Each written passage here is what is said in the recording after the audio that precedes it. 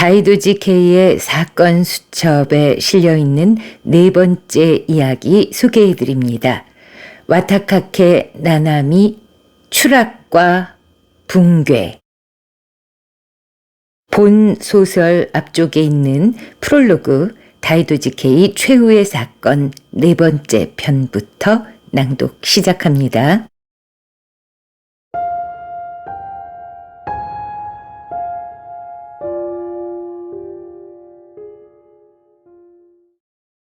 후지노 유키랑 시마가네 히로시라고요? 도카이 사에라고 이름을 밝힌 돈분시아 편집자는 자기가 낸 큰 소리에 얼굴을 찌푸렸다.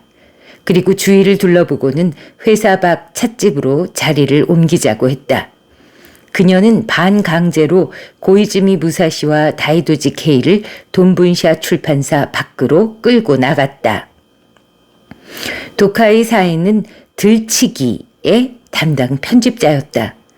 50살 전후로 보이는데 하이힐에 금발 쇼트커트, 새빨간 립스틱, 검은색으로 통일한 스타일.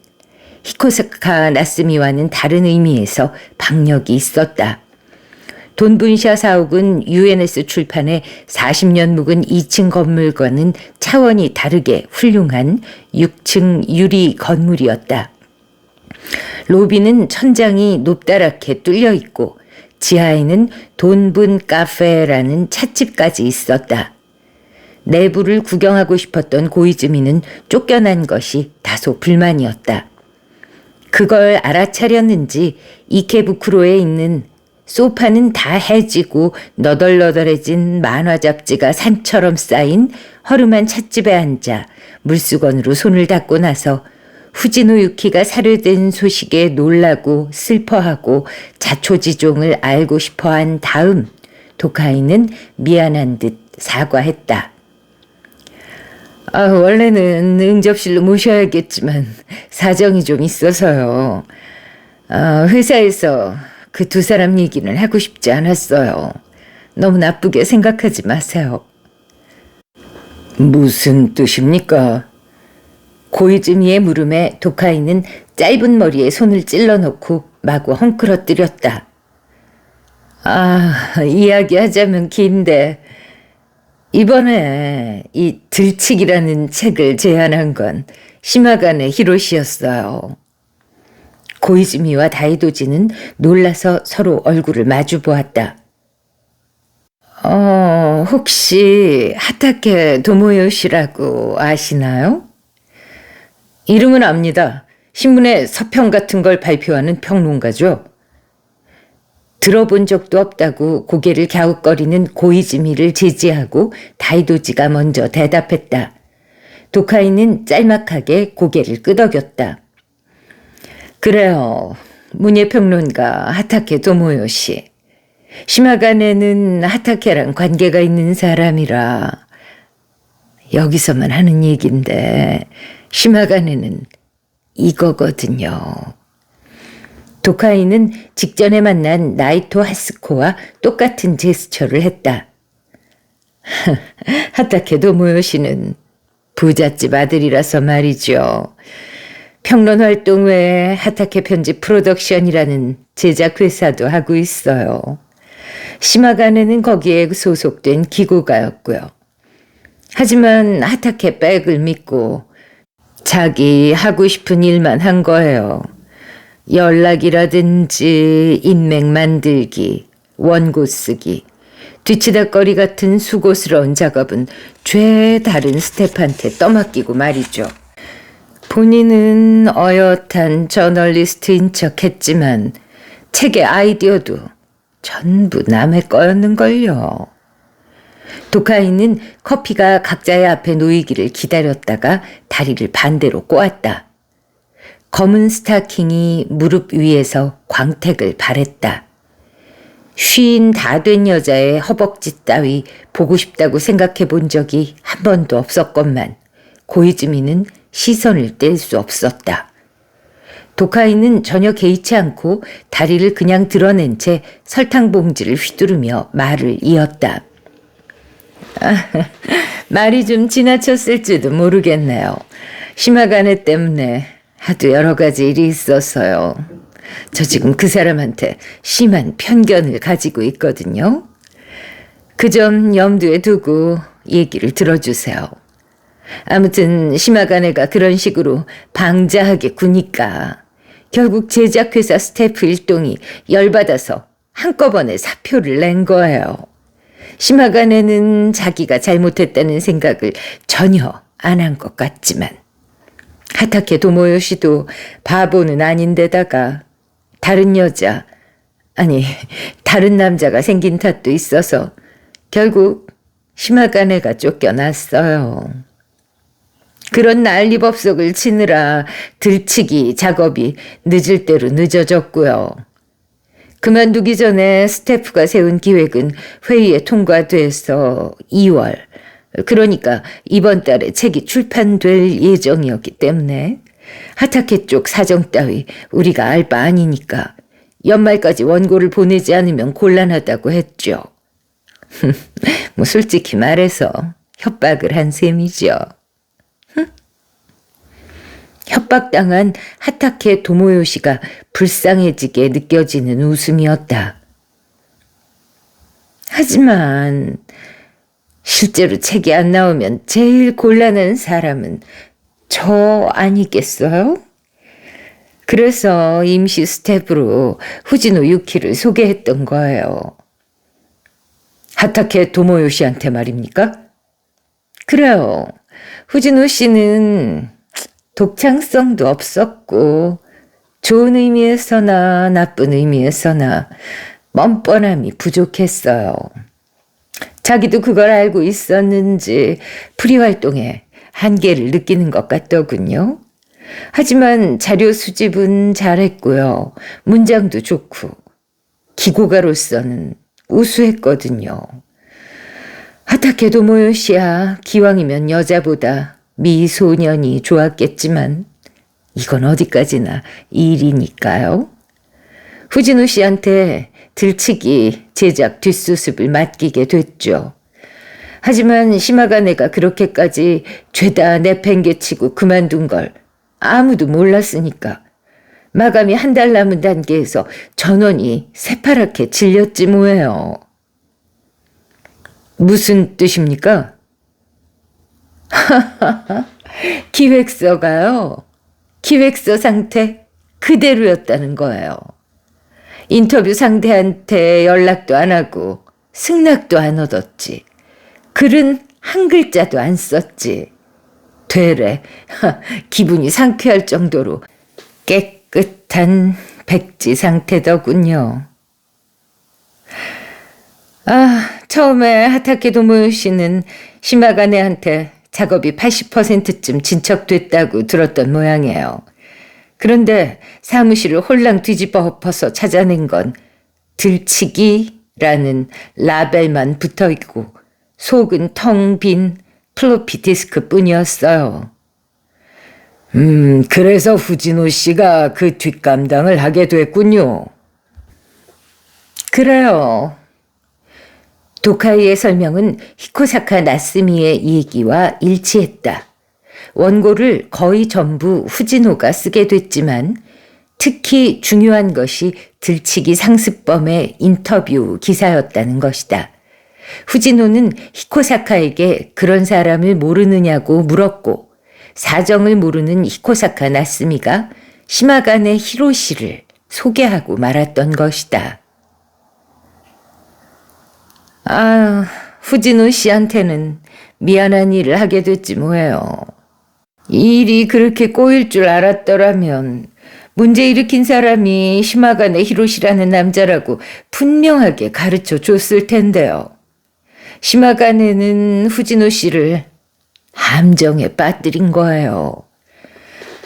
백 같은 엉터리 기고가한테는 인재를 소개 못 해주겠다 이렇게 거절을 한 거죠. 시간만 날리게 한 거예요. 후지노 씨는 물론이고 나도 난처해서 기획을 아예 취소해버릴까 생각했을 정도였어요. 그런데 말이에요. 마감 직전에 하타케 도모요시가 들치기 원고를 보내온 거예요. 그 원고의 출처는 시마가네로 그는 사실 거의 완성된 원고를 감추고 있었던 것이다. 시마가네는 마감 직전에 하타케 도모요시에게 연락했고 어떤 경위가 있었는지 두 사람은 화해했다고 한다. 그땐 정말이지 화가 나다 못해 입이 다물어지질 않더라고요. 시간이 없어서 하는 수 없이 책을 만들긴 했지만 어찌나 분통이 터지는지. 그럼 후진호 씨도 화가 났겠군요. 화날 사람 있겠어요, 그 상황에서? 매일처럼 밤새워서 원고 쓰고 필사적으로 인터뷰 상대를 찾았는데 그게 다 헛수고가 됐다고요. 구멍 파게 해놓고 도로 메우라고 하는 꼴이잖아요. 게다가 시마가네가 뭐라고 속닥거렸는지. 후진우 씨는 도움이 안 됐다고 보수도 못 받고 잘렸지 뭐예요. 무슨 그런 경우가 다 있어요. 도카이가 화가 난 듯 커피를 벌컥벌컥 마셨다. 고이즈미는 그녀가 커피를 다 마시기를 기다려 천천히 물었다. 어떨까요? 저희는 출판업계를 잘 모릅니다만 후진호 씨가 그 경위를 알고 공표를 했으면 시마가네와 하타케 도모요시의 신용과 평판이 뚝 떨어지지 않았을까요? 네? 도카이 사이는 놀란 듯 고이즈미를 보았다. 그야 최소한 전 2번 다시 그 작자들하고 일할 마음이 없긴 하죠. 소문을 들으면 의뢰할까 생각했던 사람들도 경계하게 될 수 있겠죠. 하지만 그 정도 일로 느닷없이 완전히 외면당하지는 않을 것 같은데요.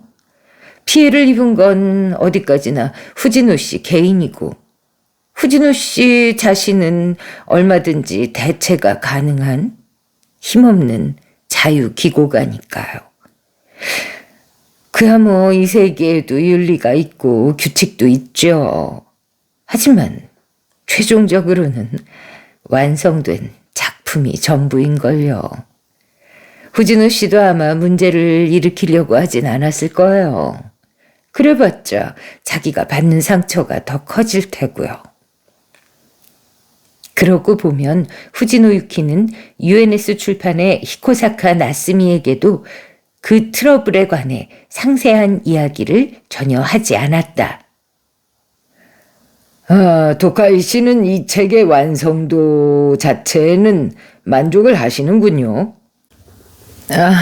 네, 폭로물로서는 비교적 괜찮지 않을까요? 참신함은 없지만 읽을 거리로서 재밌고 나름대로 지식도 얻을 수 있으니까 돈값은 하는 내용이라고 생각해요. 받아봤자 기쁠 것 없겠지 싶으면서도 후진우 씨한테도 보냈을 정도로요. 혹시 형사님, 시마가네가 후진우 씨를 죽였다고 생각하시는 건가요? 그런 일은 절대 있을 수 없다고 단언하실 수 있습니까? 다이도지가 즉각 되받아쳤다. 도카이는 웃음을 터뜨렸다가 그럴 상황이 아니라는 걸 깨달은 듯 입술을 깨물었다. 그러나 어딘지 모르게 웃음기 남은 얼굴로 말했다. 그야 절대 없다고는 못하지만요. 들치기는 사람이 죽을 만큼 그렇게 대단한 작품은 못 되잖아요. 시마가네가 했던 짓은 심하지만 그 때문에 시마가네가 죽임을 당했으면 당했지. 왜 그 작자가 후진호 씨를 죽이죠? 게다가 후진호 씨도 기회가 있으면 시마가네를 한 대 후려 갈겨주고 싶었을진 모르겠어도 죽일 생각까지는 안 했을걸요. 저도 하타케 도모요 씨한테 소개한 책임이 있으니까 후진호 씨한테 약속했었는걸요. 다음에 더 나은 일 소개해 줄 테니까 이번엔 좀 봐달라고요. 마침 아는 논픽션 작가가 올여름에 있었던 그 유제품 집단 식중독 사건 있죠? 그 사건 밑조사를 좀 해줄 사람을 찾고 있었기 때문에 한번 해보지 않겠느냐고 소개했던 참이었어요. 후진호 씨는 그 이소배라는 작가의 팬이기도 했기 때문에 흔쾌히 맡아줬고요. 그런데요. 그 식중독 사건도 이미 끝난 일을 다시 들쑤셔서 어떻게 하지는 않았을 것 같은데요. 아, 예, 그렇습니까? 이소배 다카이토 선생님 말씀이군요. 후진호 씨, 그때 정말 기뻐했어요. 기대에 부응하지 못해서 유감이지만요. 도카이는 딱한 듯 다이도지의 얼굴을 보고는 손목시계를 흘낏 보았다.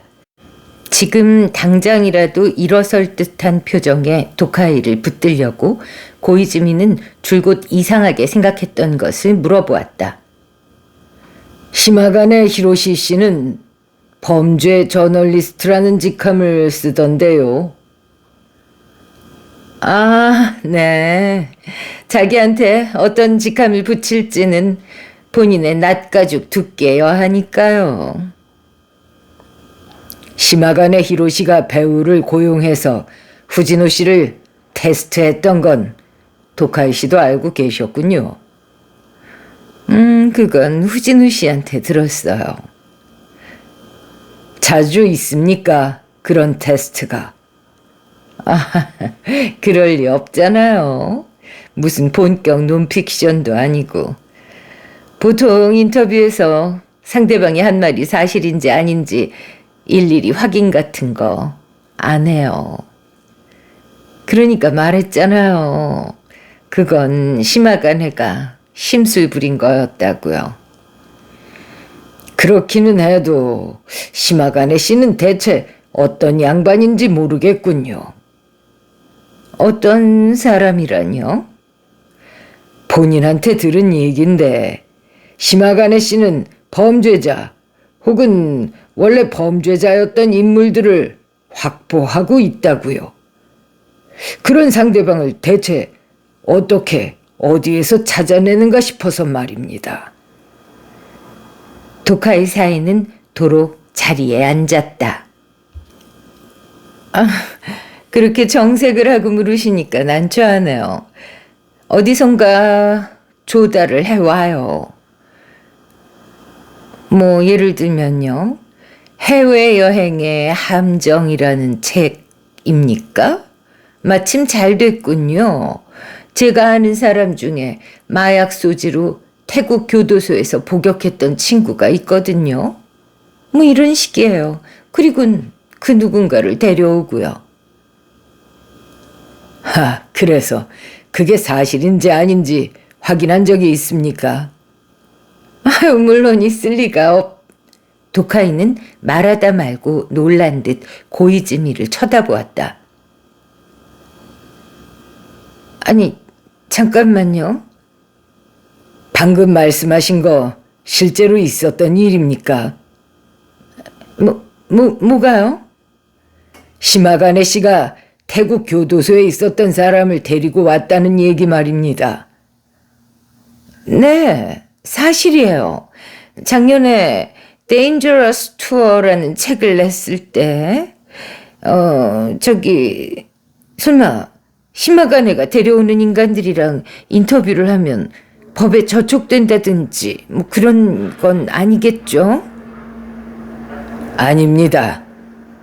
고이즈미는 계산서를 들고 일어서며 중년이지만 매력적인 그 여자에게 씩 웃어 보였다. 태국 법률에서는요, 마약 소지범은 사형입니다. 유령하고 인터뷰를 했다는데 법에 저촉되고 자시고 할 것도 없지요.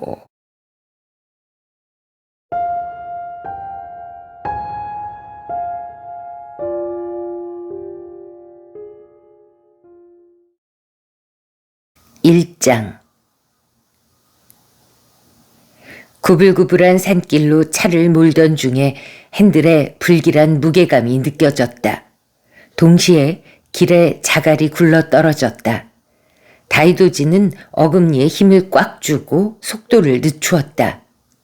그와 동시에 뒤에서 요란한 경적 소리가 들려왔다. 다이도지가 차를 가장자리로 붙이자 험악한 얼굴을 한 여자가 운전하는 노란 폭스바겐이 무시무시한 기세로 추월을 했다. 그리곤 눈 깜짝할 새에 사라졌다. 기가 막힐 지경이었다. 다이도지는 어깨를 으쓱했다. 콘크리트로 보강된 절벽이 붕괴되는 것과 저 노란 차가 운전 실수로 절벽 밑으로 추락하는 것, 둘 중 어느 쪽 가능성이 크겠느냐고 물으면 다이도지는 추락 쪽에 걸 것이다. 그러나 저쪽의 의견은 다른 모양이었다. 아니면 죽고 싶은 건가? 라고 생각하며 다이도지는 한층 더 진중하게 산길을 운전해 나아갔다. 현재 다이도지가 달리는 이 지역은 고카악이라는 활화산의 지배하에 있었다. 악은 언덕 그런 뜻이죠. 일본 전국 구석구석에 존재하는 화산 중에서도 이 고카악은 맹렬하고 뻔뻔한 존재로 알려져 있었다. 아무도 생각지 못한 순간을 틈타 활동을 재개하곤 하기 때문이었다. 과거 1570년대에서 90년대 사이 대폭발을 일으켜 지형을 뒤바꿔 놓았고 그 뒤로도 몇 차례, 최근에는 쇼와 30년대인 1950년대에 소규모 분화를 일으켜 주변에 화산탄을 무자비하게 흩뿌리고 보통 활화산의 대분화 수준으로 피해를 입혔다. 이 지역에서는 옛부터 제멋대로이고 히스테릭한 사람을 곡한님이라고 부르는 습관이 있을 정도였다. 그 고카악의 화산 활동이 활발해지기 시작해 특히 6월에 들어 2주째 체감 지진의 횟수가 증가하고 화산 지진 예지 연락회에서 분화 가능성을 전적으로 부인할 수 없다는 어떻게든 해석할 수 있는 발표로 신문지상을 떠들썩하게 했다. 덕분에 장마가 시작된 것 치고는 화창한 6월 16일 토요일. 원래대로라면 하이커들과 행락객으로 북적거렸을 이 부근은 현재 한산했다.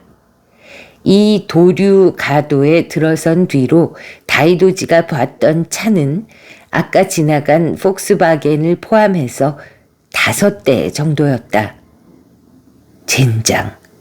다이도지는 고물차를 살살 구슬려 30몇 번째 커브를 돌며 후회했다. 다이도지도 빨간 동그라미가 쳐진 위험지대에 좋아서 발을 들여놓은 건 아니었다. 드라이브를 즐기고 싶다면 차에 부담이 덜 가는 곳을 골랐을 것이다. 곡한님의 히스테리를 뒤집어 쓰고 싶은 생각도 없건만. 며칠 전 다이도지는 전화 한 통을 받았다. 전화를 건 사람은 소꿉친구이자 편집자인 히코사카 나스미였다. 원래부터 표리가 없고 솔직한 여자였지만 다이도지가 그녀의 의뢰로 경찰에 있을 때 보고 들은 범죄자의 얼간이 짓거리를 책으로 써서 나스미가 다니는 UNS 출판회에서 펴냈는데 이것이 그럭저럭 호평을 얻어 속편을 출간하고 이 또한 그런대로 잘 나가면서 다이도지를 대하는 나스미의 태도는 솔직함을 넘어 우격다짐이 되어버렸다. 케이, 너 이번 주말쯤 한가하지? 잠깐 이소베 다카이토 선생님 댁에 가서 자료 좀 갖고 오지 않을래? 되도록 빠르면 좋겠는데. 이 전화는 형편없는 강연을 마치고 돌아오는 길에 배가 고파 패밀리 레스토랑에 들러 뜨거운 로스트 비프 샌드위치를 덥석 베어 물려던 바로 그 순간에 걸려왔다. 식사를 방해받아 기분을 잡친 데다 강연까지 망쳐 짜증나 있던 터에 그런 너무나도 자기 본의적인 의뢰를 받고 다이도지는 사납게 되받아쳤다. 뭐라고? 내가 무슨 UNS 출판 심부름꾼이냐? 무슨 소리야. 나도 그런 건 알아. K는 우리 출판사 심부름꾼이 절대 아니지. 달러 박스지. 아, 맞다. 속편 죽여도 안 죽어 말이야. 4쇄 찍기로 했다. 광고 한 번 더 때리겠다고 사장도 그러던데. 고맙군. 저도 모르게 싱글거리려다가 다이도지는 퍼뜩 정신을 차렸다. 그러니까 그렇게 소중한 글쟁이를 이렇게 부려먹는 게 어딨냐? 바보. K는 UNS 출판의 심부름꾼이 아니라 내 심부름꾼이란 말이야. 뭐 불만 있어? 나스미는 큰 소리로 웃고는 말을 이었다. 농담은 이쯤 하고 이소배 선생님 댁에서 자료를 갖고 오는 일은 역시 K 네가 직접 하는 게 좋을 것 같아. 아니, 처음에는 나도 아르바이트를 써서 싹 다 보내버릴까 했는데 그 선생님 워낙 막대한 자료를 쓰던 사람이라 뺄 건 빼고 추릴 건 추릴 필요가 있거든. 전부 보내버렸다간 K 너희 아파트가 발 뻗고 누울 자리도 없어질 거라서 그래. 다이도지는 얼마 동안 나스미가 한 말의 의미를 생각해 보았다. 그게 대체 무슨 소리냐? 자료라니까. 이소배 선생님 자료 필요할 거 아니야. 왜? 왜라니? 설마 K 너 자료도 안 읽어보고 책을 날조해낼 생각을 하는 거야? UNS 북스의 경우 권말에 줄줄이 나열된 참고 문헌 따위 허울에 불과하다는 것을 숙지하는 주제에 나스미의 목소리에는 공포가 가득했다. 뭘 날조해내려는 건 아닌데. 다이도지는 나스미를 달래기 위해 그렇게 중얼거렸지만 역효과였다. 나스미는 귀청이 떨어질 것처럼 소리를 질러댔다. 하지만 K! 이소배 선생님이 마지막으로 우리 출판사에서 내낼 예정이었던 다마 애묘가 연쇄살인사건 원고 네가 쓰겠다고 했다며. 나 사장한테 그렇게 들었어. 무슨 그런 말도 안 되는 소리를. 다이도지의 목소리도 나스미 못지않게 커졌다. UNS 출판 우지 사토루 사장과는 2번밖에 만난 적이 없었다. 2번 다 파티 석상이었고 몇 마디 나누지도 않았다. 2번째는 이소베 다카이토가 죽은 직후였으니까 그 죽은 작가에 관해 2-3마디 하기는 했지만 그런 이야기는 나오지 않았다. 이소베 다카이토와 다이도지는 그렇게 친한 사이도 아니었다. 전에 일 때문에 만나 그 뒤로 술집에서 몇 번 마주쳤을 뿐이었다. 이소베는 독자적인 조사와 시점으로 사건의 진상을 추적해 답을 이끌어내는 고고한 논픽션 작가로, 물론 이것은 출판사가 갖다 붙인 광고 문구다. 몇몇 사건이 그 덕분에 해결되기도 했다. 물론 이렇게 주장하는 것도 그의 책을 낸 출판사뿐이었지만, 그러나 실제 이소배로 말하자면 큼직한 코는 술 때문에 검붉어지고 백발을 모자에 쑤셔넣고 자료로 보이는 종이 뭉치가 가득 들어있는 자루를 끼고 살고 쉴 새 없이 술을 마시고 말을 더듬거리는 중년 아저씨에 불과했다.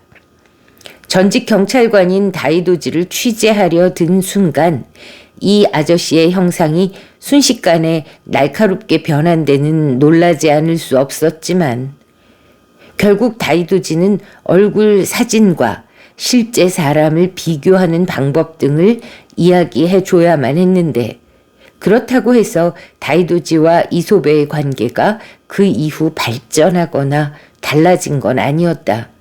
두 사람은 어디까지나 술집 친구에 불과했다. 그런데 반 농담이나 다름없는 가벼운 책을 2권 출판했을 뿐인 다이도지가 유명한 대작가의 작업을 물려받다니. 야, 농담도 작작 좀 해라. 어머, 하지만 사장이 너한테 직접 의뢰해서 네가 오케이를 했다고 하던데? 야, 난 그런 약속한 기억 없다. 그게 대체 언제 얘기야? 지난번 파티에서였대. 이소배 선생 돌아가시고 나서 닷새 뒤에 있었던 파티. 다이도지는 눈살을 찌푸리고 기억을 되살렸다. 그의 기억으로 그 파티에서 다이도지가 인사 외에 우지 사장하고 주고받은 말이라고는 다이도지 씨는 이소배 선생님과 친하셨습니까? 아니요. 단골 술집이 같았을 뿐입니다. 아, 그렇습니까. 이소배 선생님은 다이도지 씨를 몹시 칭찬하시더군요. 심지가 강할 것 같은 사람이라고 말이죠. 다이도지 씨를 후계자로 삼으실 생각이셨을까요? 아이, 그럴 리가요? 이소배 선생님은 이번에 저희하고 하던 작업 다마애묘가 연쇄살인 사건에 힘을 쏟고 계셨는데 미완으로 끝났으니 얼마나 원통하고 분하시겠습니까? 어떻게 생각하십니까, 다이도지 씨? 네, 그러시겠죠. 그것뿐이었다. 사장은 그 뒤 다른 여자 작가 쪽으로 몸을 돌리고 얘기하는 그것으로 끝났던 대화였다. 그렇게 설명하자 나스미는 길게 한숨을 쉬었다. 아, 그거야. 어? 그거라니까. 그게 사장의 원고 의뢰고 케이 넌 그걸 수락한 거야. 뭐야? 사장 논리로는 그래. 사장이 한 말은 이소배 선생님이랑 우리랑 하던 작업을 중단시키는 건 우리한테나 선생님한테나 아쉬운 일이라고 후계자인 다이도지 씨도 생각하시겠죠? 라고 해석해야 되는 거고, 케이 너는 거기에 대해서 네, 맞는 말씀입니다. 후계자인 제가 어떻게든 하겠습니다. 라고 대답했던 거야. 17년간의 경찰관 생활에 더해 최근 얼마 동안 계속된 트러블로 어지간한 일에는 놀라지 않게 된 다이도지 케이도 여기서는 기절초풍할 수밖에 없었다. 야, 그 대화가 어떻게 그렇게 되냐? 그걸 설명하려면 사장의 정신적 역사를 풀이하고 심리 분석까지 한참 해야 돼. 좌우지간 사장은 명확하게 부정되지 않는 한 자기가 얻은 정보, 이 경우는 K가 이소배 선생님의 후계자라는 건데 그걸 옳다고 판단하는 사람이고 게다가 우회적이고 함축적인 방식으로 말하거든. K가 그럴 리가요 라느니 그러시겠죠 라고 얼버무린 순간 K 너의 우는 다 한 거야.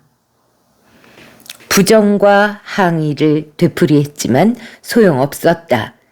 나스미는 충분히 동정해 주면서도 해결책이 둘밖에 없음을 명확하게 지적했다.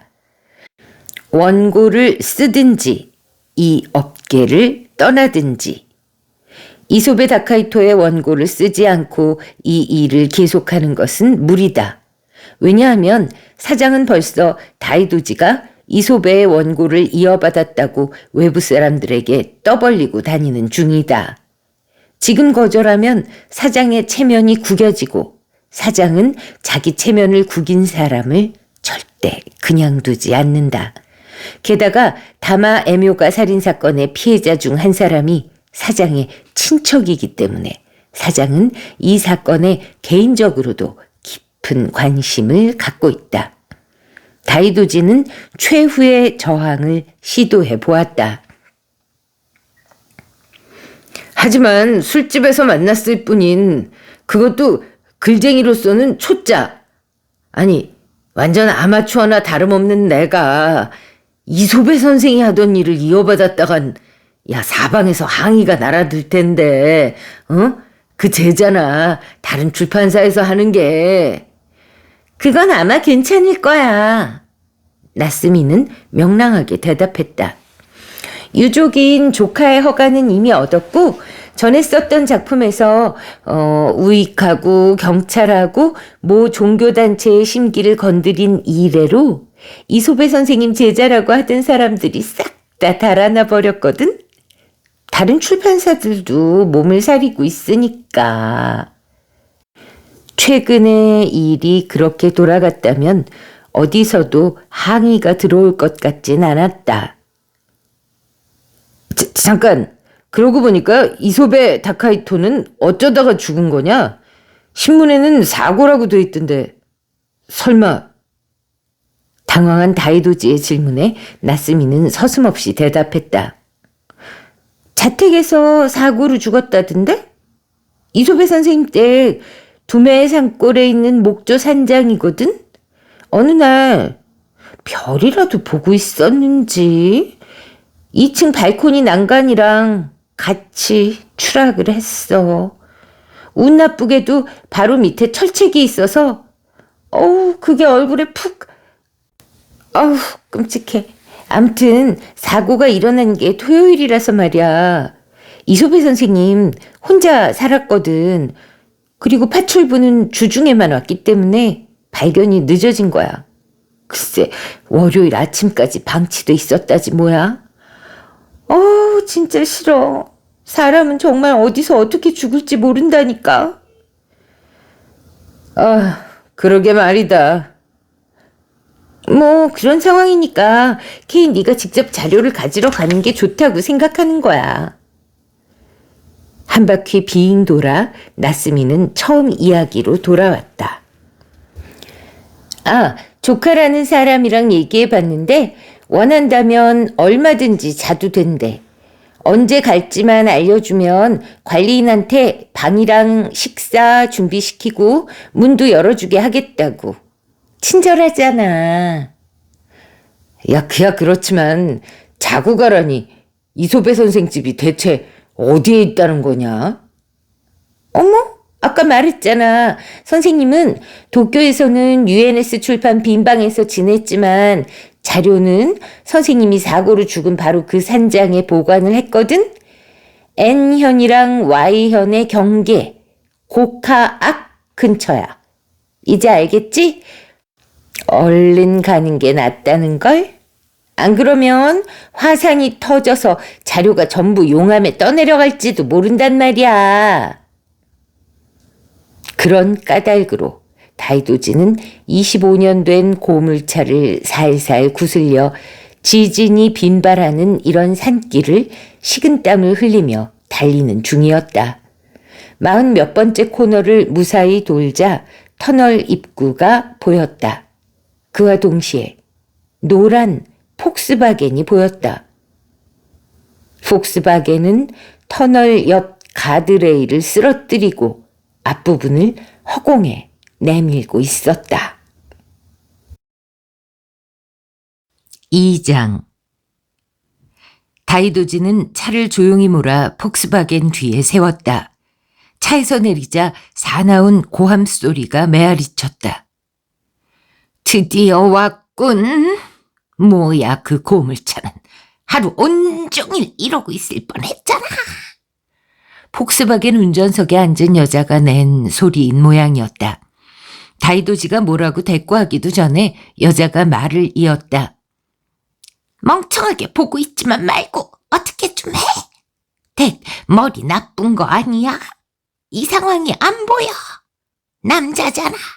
얼른 차를 끌어당겨. 다이도지는 한 바퀴 돌며 차를 살펴보았다. 그러고는 고개를 흔들었다. 이건 혼자 어떻게 못하겠는데? 어떻게 못한다고? 이 바보 멍청이가. 대기 느릿느릿 달리면서 내 진로를 방해하는 바람에 내가 속도를 내서 이렇게 된 거 아니야? 댁 잘못이란 말이야. 지금 그런 게으른 소리를 하고 있을 때야? 이 근성 없는 인간아. 얼른 끌어당겨. 날 굶겨 죽일 생각이야. 여자가 꾀꾀거리는데 뒤에서 브레이크 소리가 들리더니 밴이 한 대 멈춰섰다. 흙먼지로 더러워진 옆면에 가까스로 신선 우유 고카 목장이라고 쓰인 글자가 보였다. 밴에서 내린 작업복 차림의 중년 남자는 어이쿠 하고 한마디 하고는 다이도지를 보았다. 추돌인가? 아니, 내가 왔을 땐 이미 이렇게 돼 있었습니다. 한 달에 한두 번은 꼭 이런 일이 벌어지지. 중년 남자는 둥글고 토실토실 살찐 얼굴로 열심히 고개를 끄덕이며 말했다. 잠시만 끼어들겠습니다. 제가 목 상태가 좋지 않은데 그래서 낭독하다가 대화들이 많이 이렇게 평면적으로 변할 수 있을 것 같습니다. 양해를 구할게요. 이렇게 거부가 많은 산길을 어떻게 그런 속도로 빠져나갈 생각을 하는지 당체 이해가 안 되는데 말이야. 여기 가드레일은 아무리 고쳐도 금세 또 망가지거든. 이 죽지도 않는 속도 광들 때문에 우리 세금을 쓰는 건 이제 좀 그만하면 좋겠다는 생각이 매번 든다니까. 동감입니다. 그러는 동안에 여자의 쇳소리는 점점 더 사나워졌다. 아무튼 얼른 꺼내지 못하냐? 차를 끌어당기란 말이야, 이 바보 멍청이가. 라는 말에 정중하게 대답한 건 중년 남자 쪽이었다. 잘못 끌어당겼다간 되레 균형을 잃을 뿐이오. 언니, 휴대전화 없어? 꼭 차를 끌어당기기를 원한다면은 그 구조를 청하는 게 좋을 텐데. 뭐라고? 헛소리 하지 마, 이 머저리야. 휴대전화가 안 터지니까 바보들한테 도와달라고 부탁하는 거 아니야.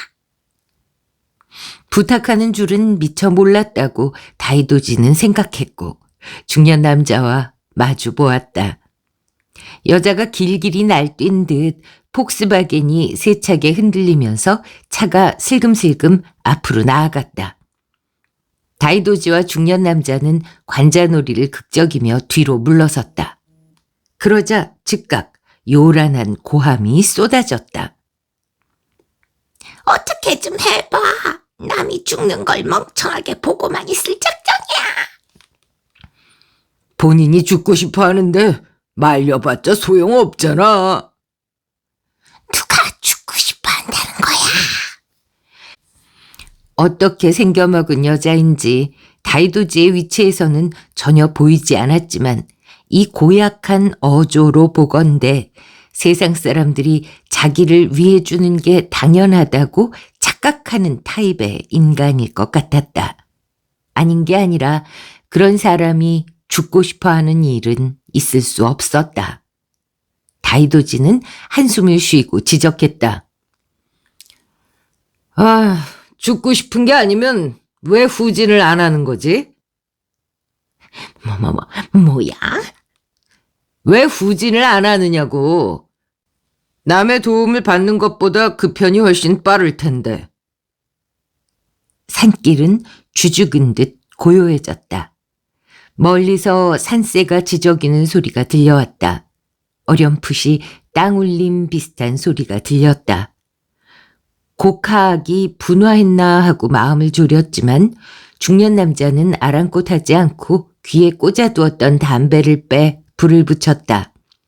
다음 순간 노란 폭스바겐이 무시무시한 속도로 후진했다. 다이도지와 남자는 허겁지겁 물러서고 폭스바겐은 흙먼지를 피우며 갓길로 돌아왔다. 운전석에서 여자가 내렸다.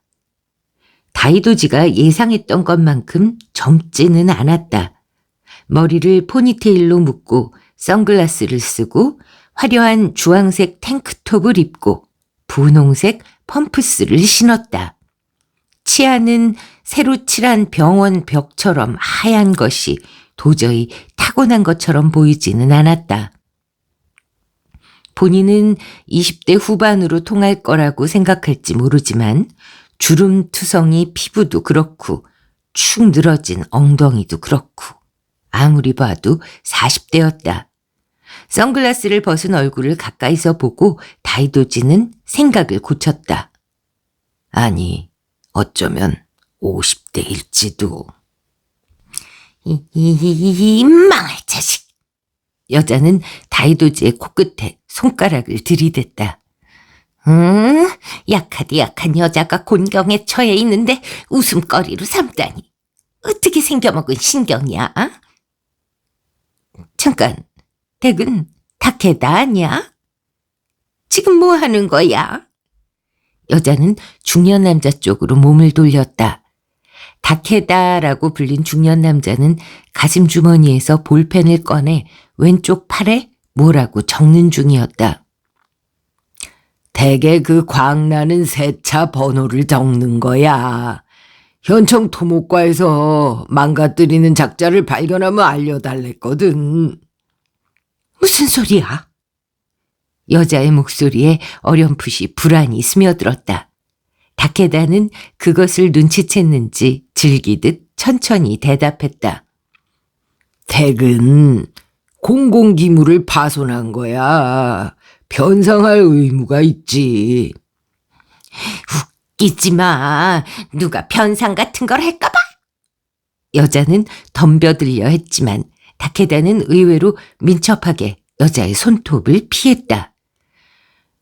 에이, 그런 말은 나 말고 현청 토목과에 가서 하고. 그 뭐 가드레일이 비싸면 얼마나 비싸겠어. 고용인 주제에 남을 깔봐? 날 누구라고 생각하는 거야? 난 댁의 고용인이 아니고 댁을 악질적인 사기꾼이라고 생각해. 여자는 다케다를 노려보며 뭐라고 대꾸하려 했지만 대꾸할 말이 생각나지 않는 모양이었다. 품이 없는 욕설을 대량으로 퍼붓고는 몸을 돌려 운전석으로 돌아갔다. 폭스바겐의 미등 불빛이 맹렬하게 터널 안으로 사라지는 것을 다이도지와 다케다는 어이없는 얼굴로 지켜보았다. 저러다 또 사고 내겠군요. 뭐 사고를 낸들 나야 슬플 거 없지만 우리 소들한테 피해만 안 가면 돼. 그건 그렇고 혹시 이소배 선생 산장을 찾아온 거 아닌가? 나는 다케다 다모스라고 해. 산장 관리를 맡고 있지. 다이도지는 기이한 우연을 반기며 자기를 소개했다. 다케다는 희죽 웃었다. 역시 그렇군. 도쿄 번호라서 혹시 그렇지 않을까 싶었어. 얘기는 이소배 선생 조카분한테 들었어. 선생 자료를 가지러 왔다고? 근데 이 차에 다 싣고 돌아갈 수 있겠나? 다케다는 의미심장한 눈길로 다이도지의 차를 뜯어보았다. 원래 25년 전 구형 세단이 칭찬받는 일이야 없지만 이래봬도 다이도지의 목숨을 구해준 애차였다. 다이도지는 울컥했다. 꽤 잘 달립니다. 게다가 자료를 전부 가져갈 것도 아니고요. 다음에 쓸 예정이었던 것만 실으면 됩니다. 아, 그렇다지. 다케다는 뭐라 할 말이 있는 것 같았지만 헛기침을 하고 화제를 바꾸었다. 하지만 안 좋은 때를 골라왔군. 뭐 고카악의 분화는 오늘 내일 일이 아니라고 생각하는데요. 아니, 그쪽 고카님은 아직은 괜찮을 거야. 문제는 저쪽 고카님이지. 다케다는 엄지로 터널을 가리켰다. 아는 사람입니까? 히가키 아케미, 이소배 선생 전 부인이야. 아니지, 본인이 그냥 그렇게 주장하고 있지. 혼인신고는 안 했지만 같이 살았다고 그러는데, 이소배 선생은 도쿄에서는 뭐 출판사에서 지냈다며. 어떻게 언제 어디서 같이 살았다는 거냐고. 그런 정도로 부인 행세를 하려고 들다니 엄청난 철면피지. 다케다는 신경질적으로 담배 연기를 내뱉었다. 내가 만난 건 이소배 선생 장례식이 끝난 다음이었어.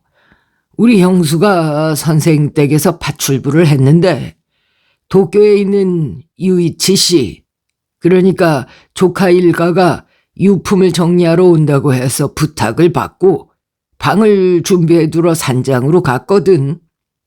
그때 저 여자가 나타나서 이 산장은 당연히 자기 거다. 자기 거니까 조카 일가를 들여놔선 안 된다고. 누가 들어도 말이 안 되는 소리를 꽥꽥거리면서 한바탕 난리를 피웠어. 내가 달려갔을 때는 형수는 산장에서 쫓겨나와서 길바닥에서 울고 있더군. 이소배 선생이 소중히 여겼던 책들이 온 방에 흩어져 있고 말이야. 어휴, 저 여자를 산장에서 쫓아내느라고 얼마나 애를 먹었는지. 다케다는 수많은 잔악 행위가 기억난 듯 퉁퉁 부은 얼굴로 혀를 찼다. 다이도지는 동정을 금할 수 없었다. 아, 상당히 맛이 갔군요. 맛이 간 걸 넘어서 위험해. 저런 여자를 풀어놔도 되나 싶다니까. 그 곡한님을 달래는 산 제물로라도 바쳐서 그나마 도움이 되게 하는 게 나을 것 같은데, 내 생각엔. 경찰은 안 불렀습니까? 뭐 형수가 겁에 질리긴 했지만 위해를 당한 건 아니니까. 이소배 선생 부인이라고 해서 형수가 집안에 처음에 들였던 거니까 불법 침입도 아니고, 유이치 씨는 산장에 오려던 계획을 취소하고 책을 내던진 일은 그냥 넘기자고 하더군. 성가신 일은 피하고 싶었던 모양이야. 유이치 씨는 이소배 선생하고 그리 친하지는 않았거든. 뭐 선생 책도 읽어본 적이 없다던데. 인세가 들어오는 건 고맙지만 위험지대에 있는 산장은 뭐 오히려 번거로울 뿐이겠지. 그런 연유로 경찰은 그런 일이 있었다는 것조차 몰라. 아, 그럼 이제부터 또 소동이 벌어질 가능성도 있다는 얘기군요. 다케다는 입을 딱 벌리고 다이도지를 보았다. 이윽고 얼굴을 찌푸리더니 담배를 땅바닥에 버리고 짓밟았다. 3장. 다케다의 밴을 따라가기를 30분. 식은땀 나는 산길이 마침내 끝나고 산을 하나 더 넘자 완만한 목초지가 나타났다. 그 너머에 동그만히 서 있는 것이 이소베 다카이토의 산장이었다. 산장이라고 해서 울창한 숲속에 있을 거라고 생각했건만 집은 주위에 시야를 가로막는 게 아무것도 없는 높직한 곳에 올라앉아 환한 햇빛을 받고 있고 소들이 한가롭게 풀을 뜯고 있었다. 멀리서 보니 프로세스 치즈 포장에 그려진 그림 같은 경치였지만 목장 곳곳에 화산탄이라고 보이는 큼직하고 시커먼 바위가 뒹굴고 있었다. 산장이 가까이 오면서 심상치 않은 소리가 들리기 시작했다. 다소 신경이 예민해져 있던 다이도지는 고카 악의 대분화인가 싶어 펄쩍 뛰어오를 뻔했지만 짙은 갈색 소들은 별로 무서워하지도 않고 어리둥절해서 소리가 들리는 방향을 쳐다보고 있었다. 소들의 관심은 고카 악이 아니라 산장 쪽을 향하고 있었다. 다이도지는 500m쯤 떨어진 산장을 유심히 살펴보았다. 산장 옆에 노란 폭스바겐이 서 있었다. 심상치 않은 소리는 히가키 아케미가 산장 주위를 빙글빙글 돌며 지르는 고함 소리 같았다. 싸구려 서부극에 나오는 인디언이 전투를 앞두고 거행하는 의식이나 뭐 그런 것처럼 히가키 아케미는 팔을 높이 치켜들고 미친 듯이 엉덩이를 흔들며 산장 주변 울타리 부근을 우왕좌왕하고 있었다. 악의와 애고에 가득 찬 욕설만 아니었으면 다이도지는 웃음을 터뜨렸을 것이다. 실제로 다이도지가 느낀 건 우스꽝스러움이 아니라 한기였다. 히가키 아카미에게 정신이 팔려 몰랐지만 폭스바겐 옆에 차가 또 한 대 서 있었다. 하얀 승용차로 그 옆에 두 사람이 보였다. 그들도 이쪽을 알아차린 듯 몸을 일으키고 이쪽을 주시하고 있었다. 더욱 가까이 다가가자 양복의 넥타이라는 이곳에는 어울리지 않는 복장을 한 걸 알 수 있었다. 다이도지의 미간이 따끔거렸다. 배는 산장 직전에서 오른쪽으로 들어섰다. 목장과 길 사이에는 돌을 깨서 쌓아 올린 나지막한 울타리가 쭉 이어져 있었는데 그 울타리가 길에서 조금 들어간 곳에 공간이 있어 배는 그곳에 선 뒤 시동을 껐다. 다이도지도 벤 옆에 세단을 세웠다. 전망이 좋지. 차에서 내린 다케다는 산장에 등을 돌리고 자랑스럽게 목장을 내려다보았다. 완만한 비탈 한가득 푸릇푸릇한 목초가 우거지고 저 멀리 아래쪽에 집과 목사가 보였다. 그 너머는 숲이고 또 그 너머에 무서운 고카악이 흐릿하게 보였다. 다케다 씨 목장입니까? 웬걸, 형 거야. 나는 도쿄에서 식품회사 다니다가 구조조정이라는 걸 당해서 말이지. 다이도지는 심히 동정했다. 몇 년 전 여름에 500명 넘는 입원 환자가 발생한 대형 식품회사의 집단 식중독 사건은 아직도 기억에 생생했다. 요즘 같은데 일자리 찾기도 쉽지 않고 말이지. 한편으론 형이 허리를 삐는 바람에 목장 일을 감당 못하게 됐거든. 형네 애는 아직 어리고 말이야. 독신인 내가 여기로 옮겨오는 게 서로한테 좋은 일이었던 거야.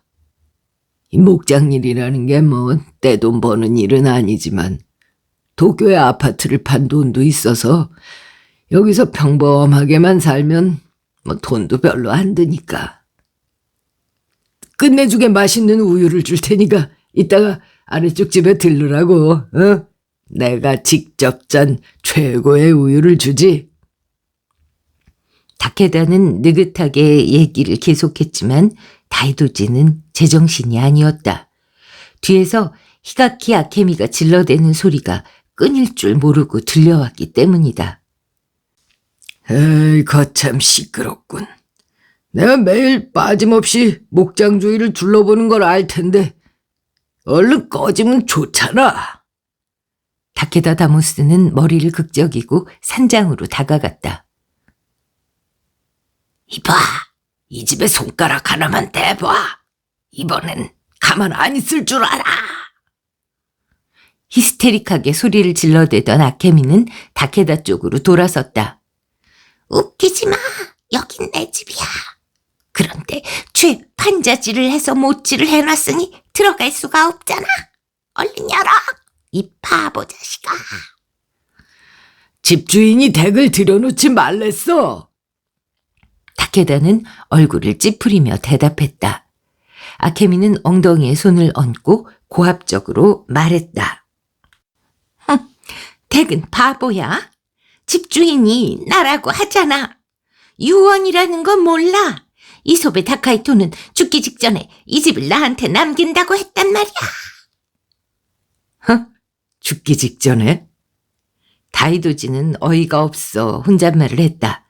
히가키 아케미는 자신의 주장이 받아들여졌다고 생각했는지 분명하게 고개를 끄덕였다. 그래, 뭐 불만 있어? 이소배 선생님은 사고로 그것도 아무도 없는 이 집에서 죽었어. 그런데 어떻게 누가 유언을 들었다는 거야? 이래서 머리 나쁜 녀석이 싫다는 거야. 전화라는 거 몰라? 죽은 토요일 밤에 이소배가 나한테 전화했단 말이야. 그러자 다케다가 몸을 뒤로 젖히고 웃음을 터뜨렸다. 말을 하면 할수록 뽀록 난다는 게 이런 거구만. 이봐, 여긴 전화가 없어. 일에 방해된다고 선생이 놓질 않았다고. 아케미는 십몇 초간 입을 다물고 있더니 고개를 쳐들고 말했다. 휴대전화야, 휴대전화. 이소배는 휴대전화가 있었잖아. 그러니까. 이 부근에는 휴대전화를 못 써. 한번 시험해 보시지 그래. 얼마 동안 입을 뻐끔거리던 히가키 아케미는 벼랑간 눈을 올려떴다. 좌우지간 유언장은 남아있어. 어딘가에 분명히 있다고. 이소배가 나한테 그렇게 약속을 했단 말이야. 댁이 뭐라고 하든 전화는 왔었어. 그러니까 유언장도 있다고. 유언장 같은 게 있을 리가 없잖아. 산장은 이미 대청소를 했다고. 있으면 벌써 발견을 했지. 오라, 네 놈이 버렸군. 히가키 아케미는 금세 미쳐 날뛰기 시작했다. 그런 거였어. 빌어먹을. 저번에 유언장을 찾으러 왔을 때도 말하면 너랑 그 심술궂은 조카가 버릴 거라고 생각해서 비밀로 했더니만 벌써 찾아냈던 거야. 그래서 그 조카한테 부탁받고 처분해버린 거지? 얼마 받았어? 응? 이 망할 자식이. 다케다는 어처구니가 없다는 듯 한숨을 쉬었다. 내가 왜 이소배 선생 재산에 관심을 가져야 하는데? 애초에 산장은 보시다시피 무너지기 일보 직전이고 머지않아 철거되겠지. 혹시 몰라서 말해두는데 이 땅은 우리 형 거야. 여기에 새로 산장을 세워 살겠다는 꿈은 안 꾸는 게 좋아.